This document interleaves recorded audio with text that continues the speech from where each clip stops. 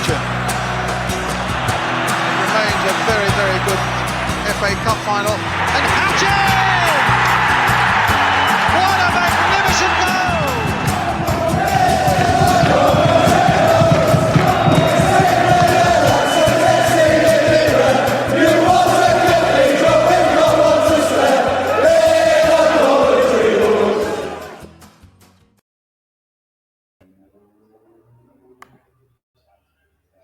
Good evening and welcome to All Things Sky Blue match preview. First one of the season against Hull. Shortly, I'll be joined by our Hull guest from To Hull and Back podcast. And I'll also be joined by my normal co-host, Mark Smith. And I'll bring him in a minute. Just remember where you can find us, guys. We are available on X or Twitter, Facebook, TikTok, Instagram, and YouTube. Please go and like and subscribe. We're all also available on podcasts. So Spotify, Amazon, wherever else that you get your podcasts from. We're sponsored by Right Steel Fabrications. His logo is in the corner, as always. He can do your steel fabrication work up and down the country, but mainly in the Coventry and Warwickshire area. We are partnered with the Sky Blue Tavern, where I am tonight, in the manager's office, and also Dylan's Brewery. And we're partnered by, or we're teamed up with Sports Social Network. I don't think I've forgot anything. If I have, it is scrolling down the bottom as well. So, without further ado, let me bring my guest in, which is Mark Smith. Good evening, Mark. How are you? Good evening, Stuart. Yeah, good, thank you. Good everyone. Yeah, all good, thank you. Good. You ready for the season? Yeah. I mean, it's looking forward to it. I've watched the last couple of pre-seasons, actually 3. I watched the Bristol Rovers game as well. So yeah. I'm kind of slowly coming out of cricket mode now. The Test series is down, and I'm onto football now. So yeah, okay. Looking forward to another season with Coventry City. Excellent. Are you excited for this season? Have you got high hopes? Yeah, I'm definitely looking forward to the season. I think if we can get another playoff finish this season, that'll be good. I think we're good enough to get there, but obviously, as we'll go on to about with various players being linked with other clubs, etc., it's still, there's some good sides in the division this year. I think the sides coming up are definitely stronger. I think Birmingham and Wrexham will be decent sides in the Championship, especially Birmingham, in my opinion. The sides coming down from the Premier League, Ipswich, Southampton, Leicester. I think Ipswich and Southampton out of those 3 are going to be really probably the 2 favourites for promotion. So I think if we can get another playoff spot, I think that's a really good achievement. And I think I'm looking forward to the whole game. I think it's definitely a game where we can definitely pick up 3 points. Fantastic. Okay, so let's talk a bit about pre-season. I went to the 2 home games. I streamed the Bristol Rovers game as well. So I watched the main 3, if you like. What did you did you take anything away from pre-season, or is it just all about fitness? Yeah, I mean, obviously fitness comes into it. I would say the opposition were good. Real Betis and St. Pauli were 2 good sides for us. I think the games highlighted what we were good at and what we were not so good at. I think it's clear to me that our best players coming from the wide, from Sakamoto, from Ephraim Mason-Clark. They look really good. But there's still some, same sort of mistakes that we saw last season at the back and goalkeeper, where we're just a little bit sloppy in possession. Teams seem to play through us quite easily. The goals we conceded weren't great. But overall, I think I'd rather have a workout like that, because it gives Lampard opportunity to try and iron out those mistakes, hopefully in time for Hull City. Yeah, Rushworth, obviously we'll talk about signings, and we signed Rushworth on loan from Brighton. Really good goalkeeper. He's had good spells in the Championship already. He had two different games, didn't he? Because the first one, I was bigging him up and I thought he was assured, brilliant with his feet, distribution brilliant, shot saving brilliant, and he just commanded the area. And instead of punching, he caught stuff. And then the second game, I don't know. He just felt like he was a little bit lax with the ball. Only a couple of times. Look, he still had a really good performance. Still, again, he came for a corner. He didn't punch the corner away or anything, and it was really, really good. So, yeah, Rushworth was good. So, what do you think to the new signings? I think Kessler Hayden as well. I think he's been really good so far. Brow been a little bit out of position, but I think that's to give him minutes. How do you feel about the new signings? Yeah, I kind of agree with most of what you just said there. I think Rushworth was excellent in the first game against Betis. Made some really good saves. Obviously we looked at the bad points in the St. Pauli game where obviously the goal we conceded, the first goal was just a poor mistake. And he also had an incident before the goal where he also gave the ball away, and that almost led to a goal as well. So, I'm hoping that he'll get those ironed out and he'll improve on that. But what I would say in the second half, the St. Pauli game, I thought he made some good saves still. So I think what you can't criticise him so far is his handling. His handling's been really good for shots. Yeah, it has. Yeah. So I think that's something I'm pleased with. It's a bit of a concern on the way mistakes he made, but I guess it's better to do it now than the first game of the season. That's what I would say. Kessler Hayden looks a decent right back. He looks calm, assured, and he's good going forward. I mean, he scored a really good goal against Bristol Rovers as well, from a great pass from Matty Grimes. So I think he can also give maybe an option. I mean, obviously we don't know about Milan's future, but if he was to stay, I think Kessler Hayden could be an alternative if Sakamoto got injured and play in that position, because I think he can play further forward as well. Brow looks okay. I haven't seen as much of him, maybe. So my thought process would be that Jada Silva will probably start for the whole game at the left back. Yeah. He's got a plethora of options now in that position. You've got Jake Bidwell as well, but I'm sure between now and the end of this month, there might be some more comings and goings in that position. Yeah, I'm sure there will be, and obviously, I'm sure Ant's just joined backstage. I can see him. He's biting his nails nervously because he thinks he's going to lose Charlie Hughes, which we'll talk about in a minute as well. So, without further ado, let's bring Ant in. Good evening, Ant. How are you? I'm all right, mate. How are you? Yeah, very well, thank you. Very well. So, before we get you introduced, because you've been on here enough times now that we kind of know you, do you think that there's any truth to these links with Charlie Hughes? Because you are under a transfer embargo at the moment. Are you needing to sell? Do you think that if the price comes down, we might get him? No. I think that if you'd have probably gone in for the vast majority of anybody else in the squad, basically, the two players that have been from the start of the summer window, which is what the owner reiterated, was the two players that have gotten absolutely hands off is Ivor Panda and Charlie Hughes. They're the two players that you're going to have to stump up an absurd amount of money to even have it considered. Sheffield United, obviously, they've just sold Anel Ahmedhodzic, so they were after a centre-half as well, and obviously Ruben Sellers had worked with him last season with us. They inquired, we told them the same, 20 mil or jog on, and they've gone elsewhere. So we're pretty stern with the 20 mil valuation.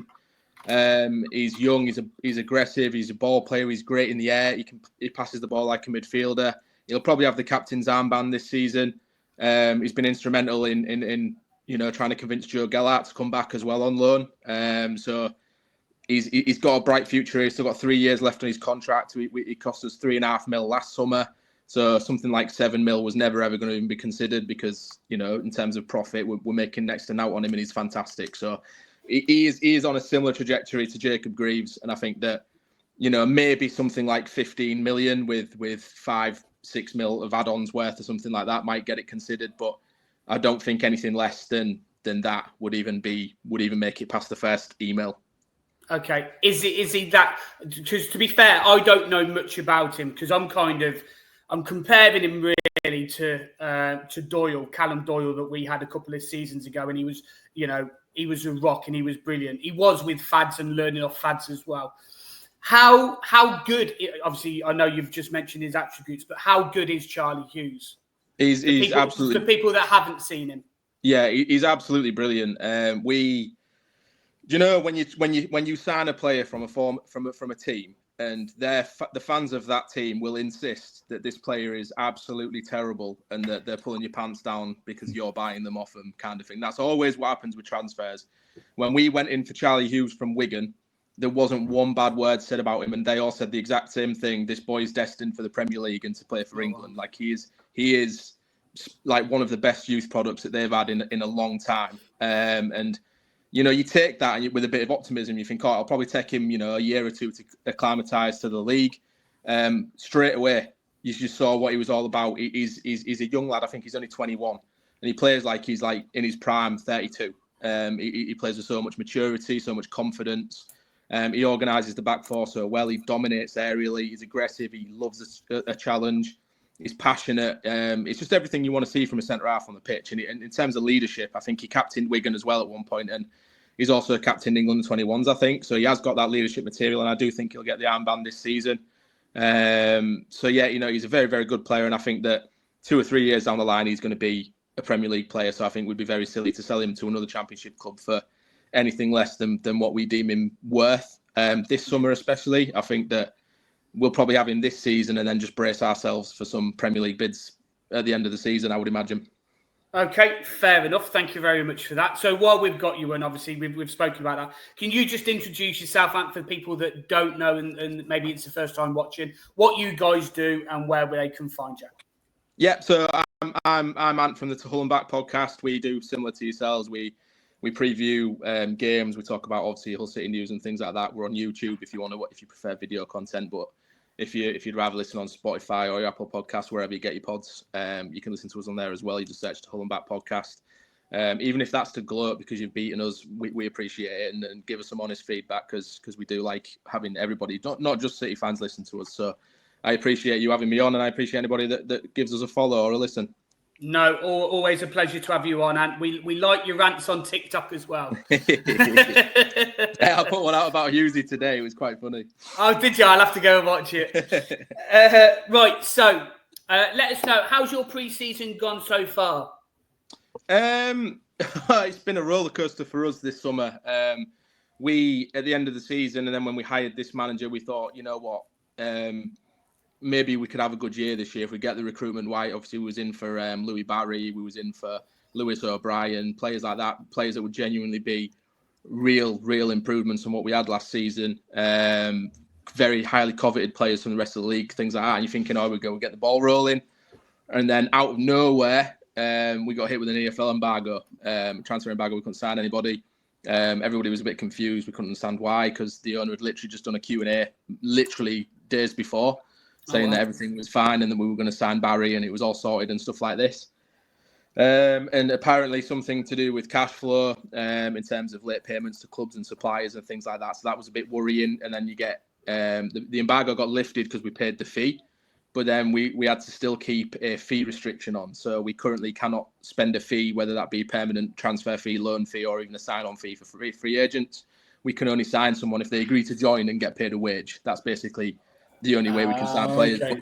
But given that anyway, we've had a really good transfer window. So we started off thinking who's going to sign for us in these circumstances. We're doomed to having probably one of the best windows we've had in recent memory. Like, the recruitment's been absolutely spot on, and it's proper credit to Jared Dublin and the recruitment team at the club, because they really have pulled out some stops this summer. And if we get the players this week that we're expecting to, likes of Ollie McBurney, Joe Gelhart, Akintola, Oscar Zambrano, if we can bring him back, Brandon Williams, if we get him a deal as well, I think we've had a really good window. And I think that if we get these players in this week, I genuinely think will just be a nice, safe mid-table season, which we'd probably take at this point. I don't think we'll be bothered by the bottom three, but I don't think we'll have got enough goals for, the likes of challenging the top six. But I think we'll have a good year, good solid year, recoup some finances, and then hopefully the appeal from the fee restriction is heard this week. That gets lifted, and then we can go again next year.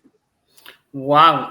Look, you sound considering that you've got a transfer embargo. You're sounding very optimistic. Are you optimistic for this season? I am now, yeah. Especially if we can get these. I mean, McBain is apparently done his medical. He's done his media day. We're just waiting to announce him. The Joe Gellart one came out of nowhere. Apparently, he's been in chats with Charlie Hughes about coming here because they're really good mates from the Wigan youth days. And obviously he was here last season. He really wants to come back, so hopefully we get him back in on loan as well. Added to the fact that we've got, Liam Miller, Mohamed Baloumi and Mataza, who were three of our best players last season, and we missed for the vast majority of last season because of ACL injuries to all three of them. They're going to be back, Miller and Baloumi in September, Mataza not till around Christmas time. But once those three are back, we've got a really strong squad. We've recruited well. Hopefully we keep hold of some of our better players, and we've got a really good span of the team. Players like Semi Ajayi we brought in, who's got ample championship experience. He's a goal scorer. He can give us something from set pieces, which is something we've missed. We've got creativity. We've got industrialism. We've got a bit of tenacity in midfield. John Lundstrom. I'd have been happy with John Lundstrom if we weren't under a fee restriction. That's a great championship signing. Yeah. We've had a good window, and I think it's gone from, a pre-season of despair and thinking we're going to be in 23rd place just above Wednesday to, do you know what, we could actually do something this season, and we're being written off by a lot of people. I think a lot of the pundits, a lot of different championship podcast things that have us 23rd, which is fair because from the outside looking in we look chaotic. But when you actually look at the squad and the performances under this manager, I think the manager is a big reason why we've got so much optimism, because he came in more or less as an unknown, and the style of play that we've had in pre-season has been fantastic. We're 6 unbeaten. I know it's only pre-season, you don't look into results of that, but you're looking at performance levels and if there's partnerships developing on the pitch and the patterns of play, and if it works. Last summer, we were looking at Tim Volta's system and thinking, what the hell are we doing? This year, we're looking at this and going, I really like this. We'll just get forward as quickly as possible. We shove the ball in the box as quickly as possible. We commit players into the box. And when you see him play like that, and you've been sort of starved of any encouragement and any entertainment over the last 12 months watching City, it's something that we're all clinging on to, and we're going, we might actually watch some entertaining attacking football this season. So, a mix of the transfer window plus the manager, everyone's feeling good about this season. I think we'll be underestimated. Nice, excellent, Mark. First of all, was you expecting that much optimism from Ant? And two, any questions for Ant? The other player mentioned is Gustavo Poyet, who signed from Bayer Leverkusen for $3 million. What obviously that's quite a big outlay. What's your thoughts on him? I really liked Gus. We had him last season, and he's one of the victims of this fee restriction at the minute. We can't actually register him because we've had to pay the fee to get him, but technically we haven't paid it because we're not allowed. So he's not our player. He's here, but we can't play him. So that's a weird situation. There's him and Lalawi, Raed Lalawi, which we signed this summer for a fee as well. He's also in registration embargo. We're waiting for the appeal from this EFL. But Poyet is a very good, promising player. Last season he came in and it was, like we say, because it was sort of two different parts of the season. The first 6 months he struggled under Volta, as everyone did. And then the last 6 months he was kind of in and out the team because the clause for us to buy him was he had to play X amount of games and then it's triggered. Right. So we were trying to not play him because we didn't want to pay the $3.5 million. But but obviously we ended up having to do so anyway. But now I like Gus. He's got a lot. He's young. He's had a year here now, so I think this season he'd have had a really good year. But I don't think we'll ever see him play for us again. I think because of the fee restriction this window, I think we'll have to sell him. Or he goes back to Leverkusen because he's technically still their player. Right. Okay. Wow. I mean, I guess on a different subject on the manager, obviously you've alluded to Jakarovic, I think his name is, the new manager. I mean, in terms of obviously Ruben Sellers got sacked last season. I mean, are you surprised that he actually ended up going to Sheffield United? I am, yeah. I thought Ruben deserved to continue what he was doing here. I thought he came in and did what job he was expected to do. Obviously, the owner expected him to do something completely different, hence why he's not here. I mean, the performances towards the end of last season did tailor off a lot, and we could have secured safety a lot sooner than we did. So I can kind of guess get why the owner did what he did. But I think Sellers is a very young and promising manager, and he just needed to be a bit braver. And I think that a move like Sheffield United is a bit too soon. I think that the expectation and the pressure of a job like that, where they're going to be demanding winning games and getting promoted back to the Premier League. And I think that maybe because they've got a squad that's actually got some attacking talent, as we did not last season, that they might see the proper Sellers system that we expected to see, because it was to be fair to him, he had the keys to a Fiat 500, and the owner was expecting him to drive it around a NASCAR track. So this year, it's a totally different prospect because he's got very good players at Sheffield United. He's got money to spend and all that kind of thing. So I'm surprised, but in the same sense, I wouldn't be surprised if he's gone by Christmas. It's one of those. It'll either work and they'll get promoted, or he'll be one of the first casualties, I think. Right. Okay. Fair enough. Obviously, you mentioned the players that are injured: Elliott, Matozzo, Balumi, and Miller. So, is it just the two, Matozzo and Miller, that are out for the start of the season? Let's say. Louis Coyle as well. He got an injury in pre-season, which has been a bit of a blessing in disguise because it means that Cody Dryman's been playing and he's been absolutely brilliant. Him and Giles this season have been completely reinvented for the system that we play and encouraging the fullbacks to get on and stick the ball in the box. It's perfect for him. So Coyle's injury has got Cody in the team, so he'll be out for it. And then, like I say, just Miller, Matazzo, and Balumi. So just those four that are out for injuries. Okay, fair enough. And obviously, you mentioned about more attacking, and obviously, if you get Ollie McBurney and things like that, you will be throwing him in the box because he's a tall lad and he's got a good head on him as well from previous seasons and watching him before. What can we expect on Saturday? Are you more of possession or more a counter attacking, especially being away from home as well? I think it's a mixture of both. So what the style of player that Jurkiewicz tends to do. So he's had a very successful career as a manager, Jurkiewicz. He's over his career, I think he's managed nearly 400 games, and he's got like a 57% win rate. He's got like an average of 1.8 to 2 points per game ratio as a manager, which if you achieve that over 46 games in the Championship, you're getting promoted. So obviously we probably won't average that with us this season, but he knows how to win games and he knows how to adapt systems. He isn't bedded to one system like managers are nowadays, which is the Achilles heel of a lot, like Sellers and Rosinia for us, for example, just played the same way all the time. And a lot of managers do.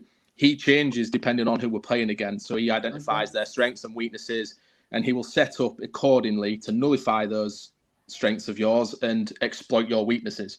And I really, really like that. So it means that players have, different roles to play throughout the season. We're going to see different things, and we might be direct one game, we might be more possession-based one game, but the one thing that will be a mainstay is that we will be high press, high intensity, win the ball back as quickly as possible, and then as soon as we do win the ball, it's as forward as quickly as possible, commit men forwards and get it in the box. So that's one of the most exciting things as a manager, because that's what you want to see. You want to see chances, you want to see goals scored, because we were starved of goals last season. We're absolutely desperate to see them. But it's interesting because like last season he was at Turkish club Kayserispor.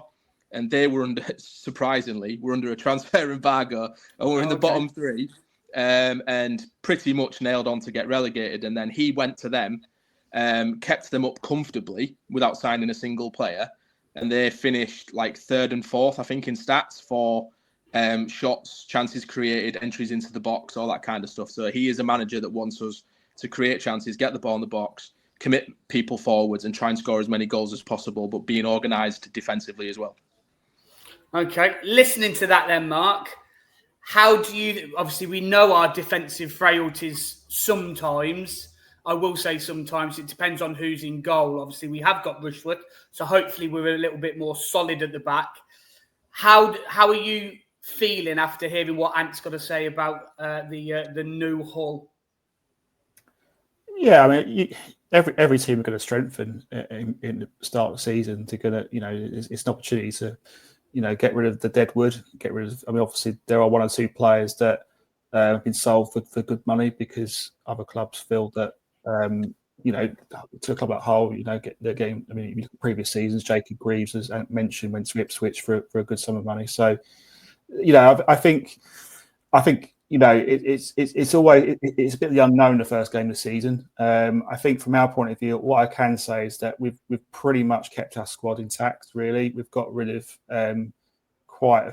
Louis Binks is probably the only player we've got rid of that featured in the first team last season. So I think for this game, I guess the only sort of problem position I can think of, not problem as such, is whether Milan starts, because obviously there's a bit of uncertainty about his future at the club. So. He may not start, and he might go Kessler Hayden. But as I say, it's the same squad of players. So I think what I would say is that, and this might bring music to Ant's ears, is that I felt in the games where we were playing the likes of St. Pauli and Real Betis in the pre-season, I felt we're a little bit vulnerable against the press. In all honesty, we're still making them mistakes where teams are winning possession quite high up the field, and 2 passes later could be in the back of the net. So I think we have to be mindful of that. But we should be used to it. When you play in the Championship, you often play against teams that do that, and you've got to be good enough to play through that press at the end of the day. So I think it's a game where it's a good opportunity for us to get 3 points. We haven't started the season well in previous seasons, and I feel, being at home, we've got to start the season well. We've got to be on the front foot. If we utilise the wide players like Sakamoto, like Ephraim Mason-Clark, we can provide the ammunition to whoever's up front, would be it Ellis Sims or Brandon Thomas-Asante, then you never know. But I think it's going to be a tight game. I think Hull won't be an easy game. I thought we'd beat Stoke first game of the season. We lost 1-0. It was an absolute horror show of a performance. So I don't want it to be like that. I'm sick and tired of starting like absolute slow as anything. So, it's about time that we get on the front foot. I think we're a good side going forward. I just feel like we just need to be a bit better playing against the press because I still felt we were vulnerable. Okay, well, when we've got Charlie Hughes, it will be all right, so don't worry. Yeah. When a big club like Coventry comes knocking on the door, then of course it's going to come. So. I'm not. Any questions for us, Ant? Yeah, well, no, I don't think. From the outside looking in, it feels like you guys have had a bit of an unsettled summer. I think that obviously this week there's rumours in there surrounding obviously Van Uwijk and Radoni as well. I think he's one that's been in and out of rumours all summer. Do you not think that those situations need to be resolved in order to sort of have a better start to the season? Because I think that where we've had such an organised, straight on the point, got what we needed to do kind of summer thing, and we're going into the game, and we've always been better away from home as well. So we're going into this game with a bit of optimism, thinking, do you know what, we can actually get something from here. But do you guys look at your team and your situation and think, I'm actually quite worried about Saturday, or are you going into it thinking, nah, I'm quite confident we'll win this one? For me, I'm definitely quite confident. I know Jack Radoni since the end of the season has been linked with probably Newcastle and Everton more than anyone really, but there's been no concrete evidence to say that anybody's come in. Milan a little bit more so, and I think that's why we've got Kane Kessler-Hayden in nice and early, so he knows the back line anyway. But no, I if I'm honest, I think this is probably not the best pre-season, but I think it's been a nice pre-season having a squad that's already been together. We didn't lose anybody last year in terms of loan signings because we were the only club that didn't have a loan signing. Everybody else had loan signings. They went back and they've had to get new people in and things like that. Where we finished in the top 6, we've still got that same squad, and we've added as well. So I think for me anyway, it's I go into Saturday probably after speaking with you today a little less confident because when you, like you said, if you see from the outside, the unrest, the embargo and stuff, and you think that things aren't quite right there, not in the Sheffield Wednesday mould, mind you, but just a little bit more unsettled. But listening to you today, I'm not as confident. I must say, you have changed my mind on that. I still think it will be the same score, which we'll come on to shortly. How do you feel, Mark? Yeah, I mean, I hear what you're saying. I think it's. I think Ant can give his views based on what he's seen, and he feels that Hull doing well. So I think it's always going to be a tough game. I don't think you go into any game thinking it's going to be easy because you got, like any game of football, you got to play well to win. Whether it's Hull City or Ipswich Town, it doesn't really matter who you play against. So, but I think we just if we play the way we can play, we should be too strong for Hull. But I take Ant's points. They have got some, good players. They've got some experienced Championship players that obviously Burnley, as you alluded to earlier, is likely to be signing him and may feature. I'm guessing he'd be on the bench maybe for the first game. So, yeah, I think it'd be Carl Joseph that starts up front. Yeah. So, I think the only thing where I feel we haven't strengthened those, Stuart, is up front. That's my biggest concern. I look at our strikers and I think, are they good enough to get us? I know they got us. I know we got top 6 last season, but that's because we were scoring goals from other positions. But we need our strikers to contribute more up front.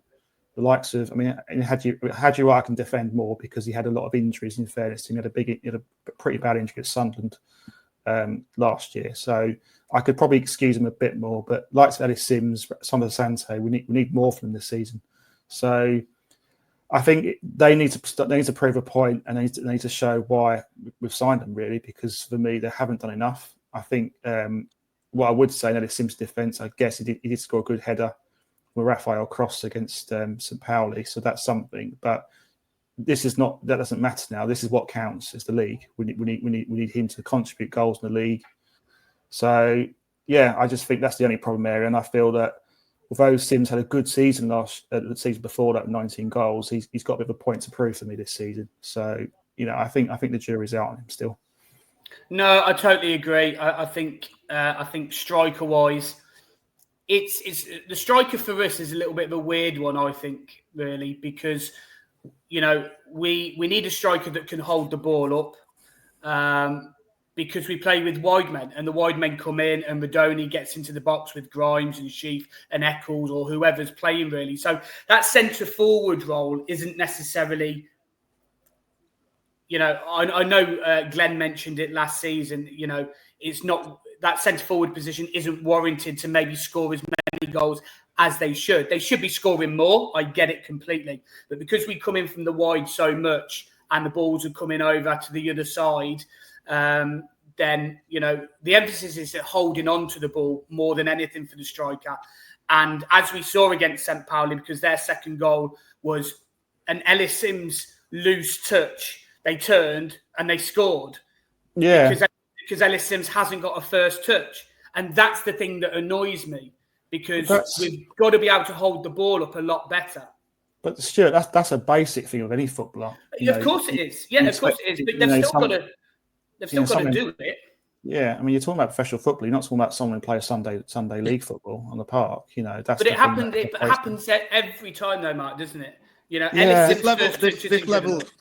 This level of football is ruthless, though, isn't it? I mean, any slight mistake in a game, like a loose touch or overrunning it into a corner and losing the ball, or a shocking pass. As you saw with Sheffield United in the playoff final, one pass from Kiefer Moore, and they're a championship team. Yeah. You're punished so much at this level for slight errors in your game. So you have to be 100% focused from minute 1 to 90, and if you're not, you get punished for it. And it's such a cruel level of football. It is. It is. I totally agree. Right, prediction time then, guys. I'll go to you first, Mark. Prediction for Saturday. I'm leaving my posh padded seat fence. I'm going to go for a 2-1 Coventry win, which is probably not a good prediction for me because Hull will probably win now I've said that. Okay.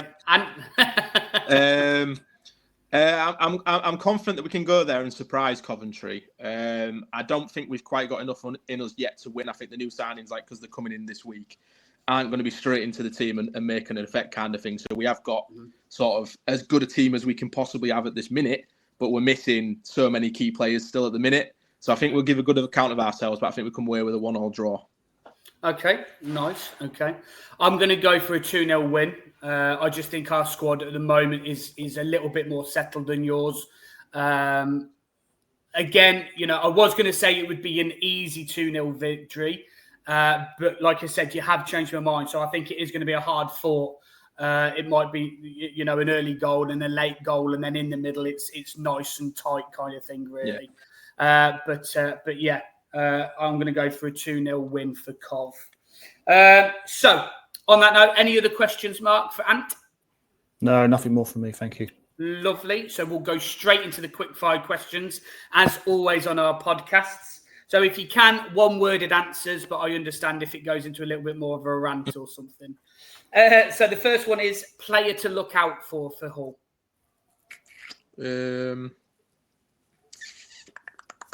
I would say Lundstrom. I think at the minute it'll probably change next week when we've got our new signings in. But at the minute, yeah, of course it will. Of course it will. Okay, where will you finish?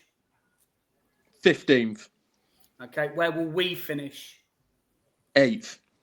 Okay, and one player from Cov you would take? Definitely Radoni. I think he's probably one of the best midfielders in the league. Yeah, I think everyone I ask that is going to say Radoni, to be fair, mate. So, yeah, totally understandable. He is one of the, like you said, he is probably one of the best midfielders in there as well. So, can't argue with that. Right, on that note, Ant, thank you very much. If you can just let us know once again where we can find you and what you do. Yeah, so obviously I'm part of the Hull and Back Hull City podcast. You can find us on YouTube, Spotify, Apple Music, wherever you get your podcasts. Any follows, any subscribes, any shares, listens, whatever, let us know. Tag us in on Twitter if you want as well to let us know your thoughts. Appreciate. But yeah, cheers for having me on, lads. Always a pleasure coming on. Thanks, Ant. Always a pleasure having you. Thank you very much. And we'll get you in the reverse fixture as well. Yeah. Thank you. See you in a bit. Cheers, mate. See you later. Bye. So that was Ant from to Hull and Back podcast. Like you said, you can get him on YouTube or anywhere that you get your podcast from. Really good guy. Go and listen to his rants on TikTok because they are quite funny sometimes. So, Mark, on that note, are you feeling optimistic? Have you changed your mind? Obviously, I know you've just done your score prediction, but does what Ant say change anything about what your first thoughts were? I think any game is hard. I think in the Championship, as I say, I think the only game I could really say I'm confident we'd win would be Sheffield Wednesday. I think right at this moment in time, but I still think we've got a settled side there. We've, as you mentioned earlier, we've added to the squad. I like the fact we've strengthened the goalkeeping position because that was a big priority with definitely with Dobbin being out injured probably until maybe end of the year, start of next year maybe.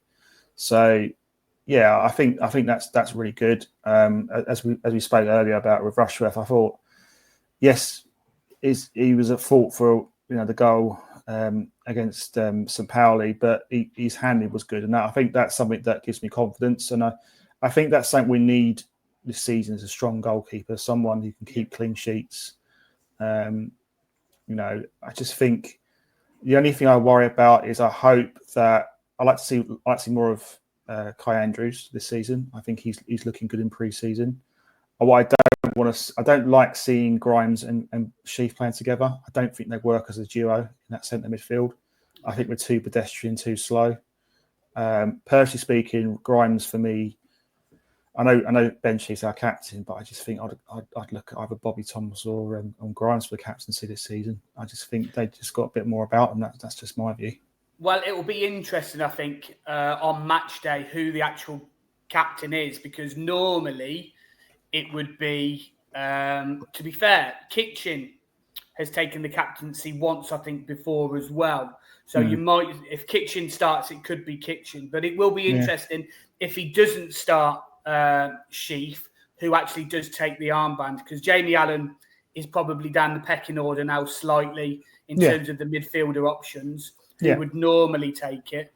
Bidwell, again, Jay Da Silva, as you mentioned earlier, deserves the shirt because he ended the season really well, and he started this pre-season, I thought, really well also. What I will say is, and what I didn't mention when Ant was on, is the past last season, the home games were won by the home team. So hopefully that bodes well for us. That's all I'll say. Yeah, I think it's important that we play well through the press. I think that's where they can hurt you. I think a lot of teams try and play that sort of tactic against us. So we've got to be, hopefully the guys are working on that at Brighton at the moment. Just quick passing through the back. Because I just feel at times that can be our Achilles heel a bit, where we we don't defend well when we lose possession. Turnover possession, I feel sometimes we do look very vulnerable at the back as St. Pauli kind of ruthlessly expose us on. So I'm hoping that our defensive play is better. And it's not just about the four men at the back. It's about how we defend a team as well. Yeah, no, definitely, totally agree. Okay, on that note, thank you very much, Mark, for joining me. Thank you very much as well, Ant, for joining me, who's now left us. Just remember where you can find us. It is scrolling down on the ticker at the bottom. X or Twitter, Facebook, TikTok, Instagram, and YouTube. We are available on podcasts as well, so Amazon, Spotify, iTunes, or wherever else you get your podcasts from. We're sponsored by Right Steel Fabrications, and we're partnered with the Sky Blue Tavern and Dylan's Brewery. By the way, I will be doing, after the game, I'll be doing live video for about half an hour live at the Dylan's Brewery. So if you can, go and make it down there. Go and have a drink after the game while you're waiting for the cars to disperse and the crowds to disperse, and have a drink and come and have a chat. Come and let me know your thoughts about the game. We'll be doing, like I said, we'll be doing live footage from there. And we're also teamed up with the Sports Social Network as well. So thank you very much, Mark, once again for joining me. Play up Sky Blues.